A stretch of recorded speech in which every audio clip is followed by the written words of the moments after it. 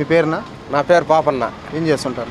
వ్యవసాయం కదా, ఎట్లా ఉంది ఈరోజు రైతు పరిస్థితి ఎట్లా ఉంది? రైతు పరిస్థితి బాగుంది సార్. రైతులు మాత్రం ఏమి ఇబ్బంది ఏం పడలేదు.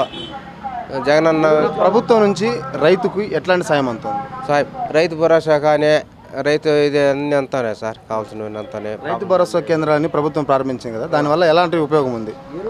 ఎరువులు అన్నీ అనుకూలమవుతాడు సార్.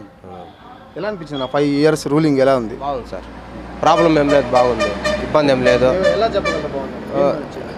మన ఇప్పుడు మన అంగన్వాడీ ఇది ఈసారి సచివాలయాలు కానీ, రైతు భరోసా కేంద్రం కానీ, హాస్పిటల్ కానీ, పిల్లలకి అమ్మఒడి కానీ ఇవంతా చాలా బాగుంది సార్.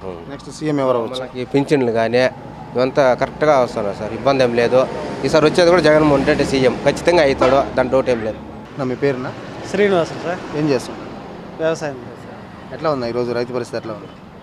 రైతు భరోసా అంతా టయానికి అందుతూ ఉంది, బాగుంది. రైతు భరోసా కేంద్రాల వల్ల రైతులకు ఎలాంటి ఉపయోగం ఉంది?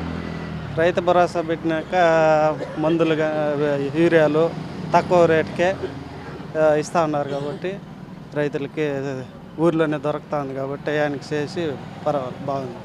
రైతు భరోసా కేంద్రాలు పెట్టక ముందు ఎలా ఉంది, ఇప్పుడు ఎలా ఉంది? పెట్టక ముందు అనుకూలం లేదు కొంచెం. మేము ఎరువులు ఎక్కువ రేటు ఇచ్చి దళారీల దగ్గర కొనుతా ఉంటుంది. ఇప్పుడు అంతా లేకుండా సచివాలయంలోనే తక్కువ రేటుకి అంది, బాగుంది.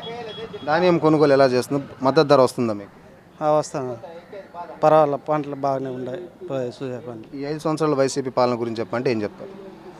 వైసీపీ పాలన అంటే 5 ఏళ్ళకి ముందు టీడీపీ ప్రభుత్వంలో కంటే ఇప్పుడు బెస్ట్గా ఉంది అన్నిట్లో. నెక్స్ట్ ఎవరు వచ్చి CM? Jaganmohan Reddy. Like and subscribe Eagle Media Works.